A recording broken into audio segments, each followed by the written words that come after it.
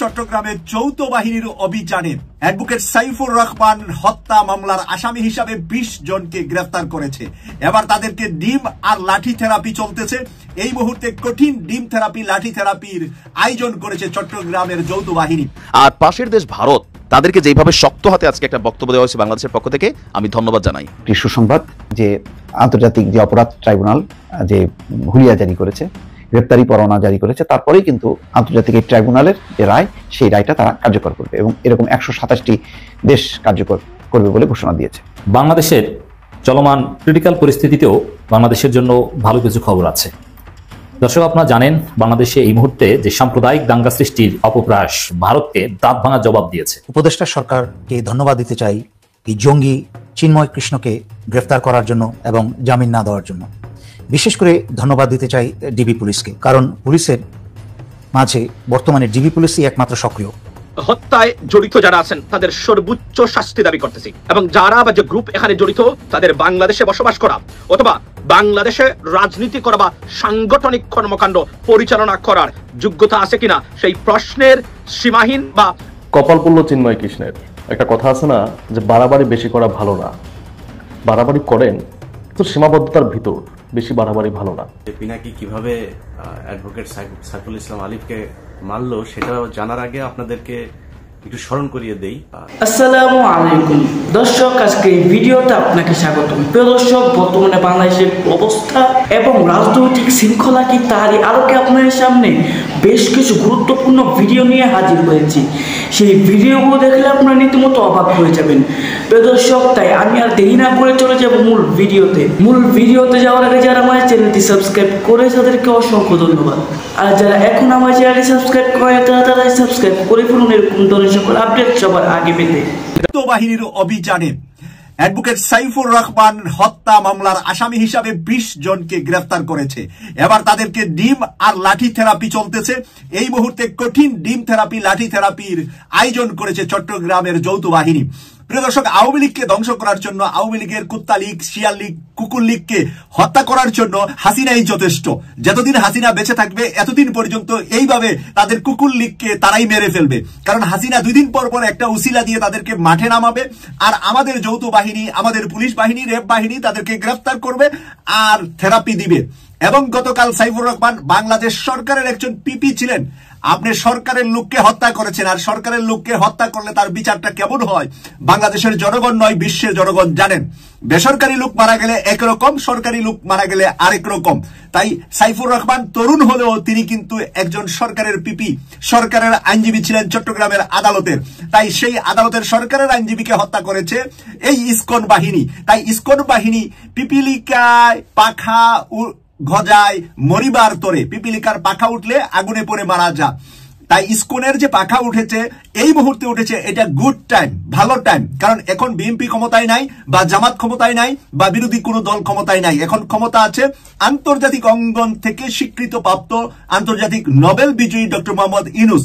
উনি যখন ইসকনকে লাঠি থেরাপি দিবে, ডিম থেরাপি দিবে এবং সেই সাইফুল হত্যার আসামিদেরকে ফাঁসি দিবে, তখন আর আন্তর্জাতিক অঙ্গন থেকে কোনো কথা বলা বা চাপ দেওয়ার সুযোগ পাবে না। এখানে বিএনপি থাকলে বা জামাত থাকলে ভারতের চাপ থাকতো, অন্য কোনো দেশের চাপ আসতো, কিন্তু এখন চাপ দেওয়ার কোনো সুযোগ নাই। তাই অন্তর্বর্তীকালীন সরকারের সময় প্রথম শহীদ অ্যাডভোকেট সাইফুর রহমান, এই প্রথম শহীদ অ্যাডভোকেট সাইফুর রহমানের বদলা ডক্টর মোহাম্মদ ইউনূস নিজে ঘোষণা দিয়েছে তাদেরকে গ্রেফতার করতে। ডক্টর মোহাম্মদ ইউনূস প্রধান উপদেষ্টা নিজে ঘোষণা দিয়েছে, কারণ এটা উনার নিজের লোক। উনি সরকারে আছে, সাইফুর রহমানও সরকারে ছিলেন। সাইফুর রহমান একেবারেই তরুণ বয়সে, 2 বছরের একটি শিশু কন্যা আছে তার। আমরা কি জবাব দিব তার শিশু কন্যার কাছে? আমরা ক্ষমা চাই আল্লাহর কাছে যে আমরা যেন এই সাইফুর রহমানের শিশু সন্তানকে তার বাবার হত্যার বিচার করে এবং তার সকল কিছু, যেহেতু সাইফুর রহমান সরকারের পিপি হিসাবে চাকরিতে ছিলেন, তার ভবিষ্যৎ, তার ওয়াইফ সহ তারা যেন ভালো থাকে সেই ব্যবস্থাপনা সরকার করবে। এই ব্যাপারে আমরা বিশ্বাসী, কারণ সরকারের দায়িত্বপ্রাপ্ত অবস্থায় সন্ত্রাসীদের হাতে কুপিয়ে, ছুরি দিয়ে, দা দিয়ে তাকে হত্যা করেছে, তাও আদালত পাড়ায় চট্টগ্রামে। প্রিয় দর্শক, ইসকনের মৃত্যু এখন নিশ্চিত করে দিবেন ডক্টর মোহাম্মদ ইউনূস। বাংলাদেশে ইসকনের প্রধানকে গ্রেফতার করা এটা চারটিখানি বিষয় না, ছোটখাটো বিষয় না। বাংলাদেশে কোন রাজনৈতিক দল রাষ্ট্রীয় ক্ষমতায় থাকলে ইসকনের প্রধানকে গ্রেফতার করতে পারতেন না, কারণ ভয় পেতেন পাশের দেশ বা অন্য দেশের লবিংয়ের কারণে। কিন্তু ডক্টর মোহাম্মদ ইউনূস বিশ্বব্যাপী তার সমর্থন থাকার কারণে, বিশ্বব্যাপী তার নেতাদের সাথে পার্সোনাল যোগাযোগ থাকার কারণে, পার্সোনাল টেলিফোন কথাবার্তা তার থাকার কারণে সে জবাব দিতে পারবে কি কারণে ইসকনের প্রধানকে উনি গ্রেফতার করেছেন। এবং ইসকনের প্রধানও এই হত্যা মামলার আসামি হয়ে যাবে। এবং ইসকনের শীর্ষ নেতা চট্টগ্রামে যারা আছে তাদেরকে এখন লাঠি আর ডিম থেরাপি দেওয়া চলছে। আমরা আশা করি এই থেরাপির পরে তাদেরকে বিচারের কাঠগড়ায় নিয়ে তাদেরকে সর্বোচ্চ শাস্তি, মৃত্যুদণ্ড দেওয়া হবে। একটু স্মরণ করিয়ে দেই, 2019 সালে ফেব্রুয়ারি বা মার্চ এই সময়টাতে, আমার ঠিক স্মরণ নাই, আমি একটা করেছিলাম, একটা ইসকন নিয়ে একটা পর্ব করেছিলাম। সেই ইসকনের পর্বটাতে দেখানো হয়েছিল যে ইসকন যে একটা জঙ্গি সংগঠন এবং এরা একত্রিত হচ্ছে, সংঘবদ্ধ হচ্ছে এবং এদের মূল টার্গেট হচ্ছে একটা বিশাল গণহত্যা চালানো। এটার জন্য তাদের অর্থ, তাদের ট্রান্সপোর্টেশন সুবিধা, তাদের অস্ত্র, তাদের সব ধরনের সুযোগ সুবিধা, এবং তারা যেটা করছিল সরকারি অফিসগুলোতে বড় বড় পদে যারা আছে তাদেরকে তারা টাকা পয়সা দিয়ে, নারী দিয়ে এইভাবে হাতে নিচ্ছিল।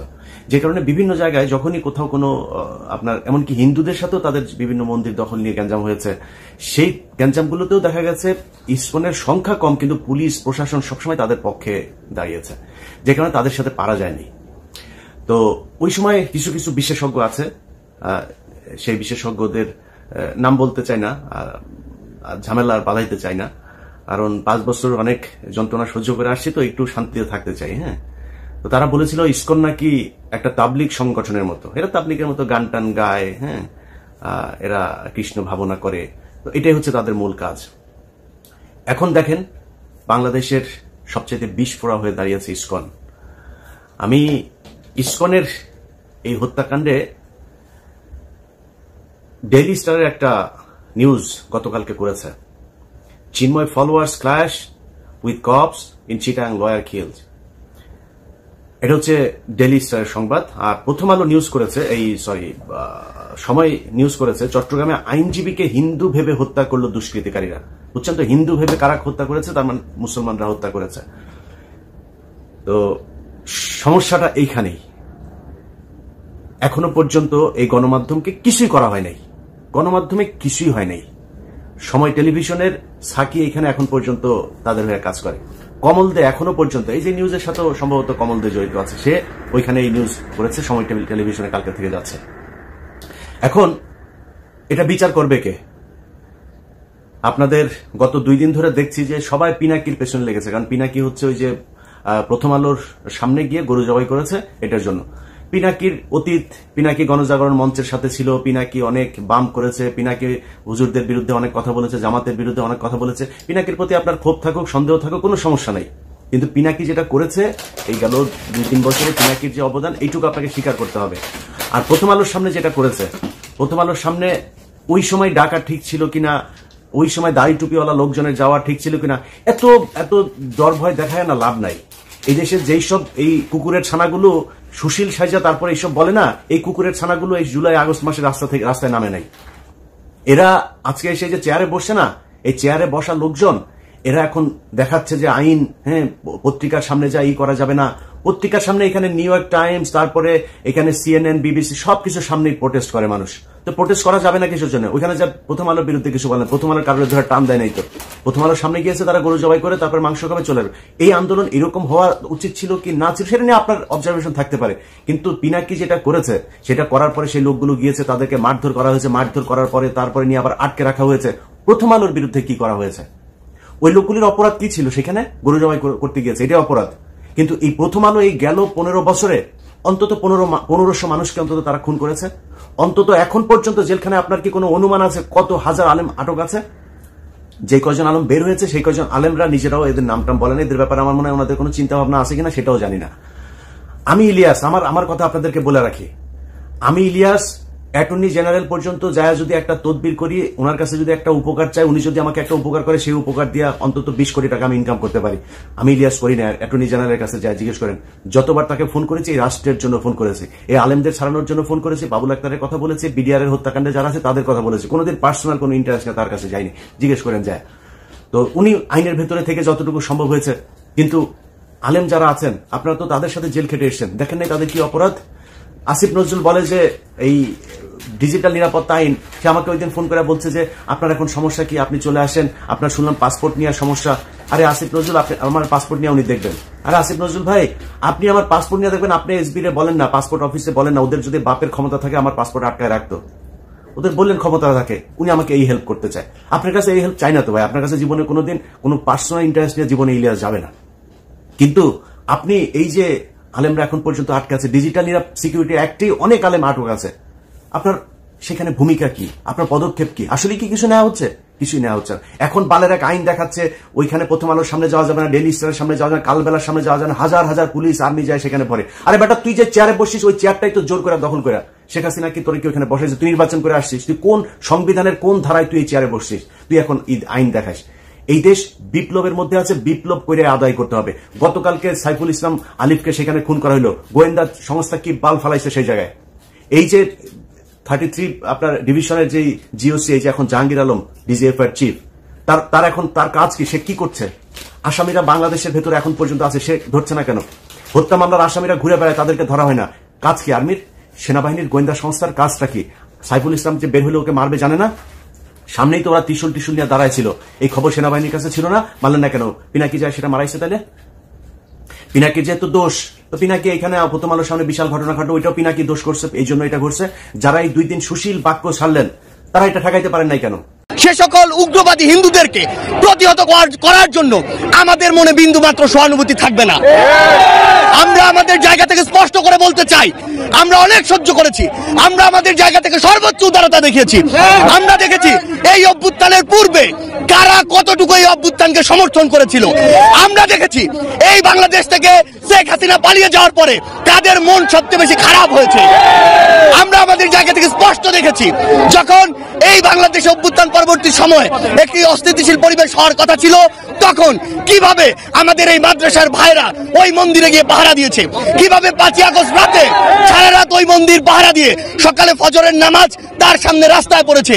সেখানে এই সহানুভূতিকে কেউ যদি প্রশ্রয় হিসেবে দেখে, আমরা স্পষ্ট করে বলে দিতে চাই, শুধু অন্তর্বর্তীকালীন সরকার নয়, বৈষম্য বিরোধী ছাত্র আন্দোলন নয়, জাতীয় নাগরিক কমিটি নয়, পুরো বাংলাদেশ একসাথে এই সকল উগ্রপন্থীদেরকে প্রতিহত করবে। আমরা আমাদের জায়গা থেকে স্পষ্ট করে বলতে চাই, এসব ইসকনের নামে যেসব উগ্রপন্থীরা বিগত 16 বছরে অসংখ্য অপকর্ম ঘটিয়েছে, ফ্যাসিস্ট আওয়ামী লীগ এ সকল অপকর্মকে মানুষের সামনে আসতে দেয়নি। তারা ইসকনের এই সকল অপকর্মকে মদত দিয়েছে, প্রশ্রয় দিয়েছে, আশ্রয় দিয়েছে, লুকিয়ে রেখেছে।